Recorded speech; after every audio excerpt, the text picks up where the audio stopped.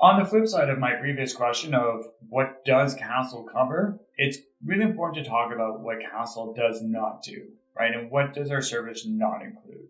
And for this, I usually go back to our hedgehog theory, which is out of good to great, if you've read that. And it really focuses on, what are you really passionate about? What are you the best at? And what fuels your economic driver, right? And anything that fits in the middle of that, that's what Castle does. Anything outside that, we don't do. So things that we don't believe in doing or aren't passionate about is recruiting. We don't really do recruiting in that percentage sense. We don't love that model. We don't like the hustle of trying to find it. We prefer the talent acquisition playbook, and building out a evergreen strategy to bring talent onto companies is more sustainable and how we built our talent acquisition strategy.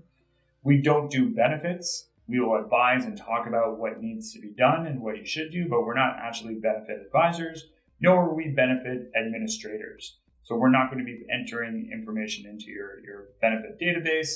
That's more of an admin function. And to be honest, from leader to leader, you don't want to pay our rates for our people to do that. Thirdly is we don't do payroll.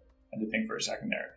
We don't get into payroll. And running those functions for the same reason as benefits. It's a very specific admin function and it's a repeatable task that can be done more economically with somebody else. To be honest, most companies we work with already have that under control. As I mentioned previously, like our entry point is usually about 15 people. Average company is about 27 people when we join. So they usually have payroll figured out at that point. It's something that we don't need to add in. So those are the main things that we don't cover on that side.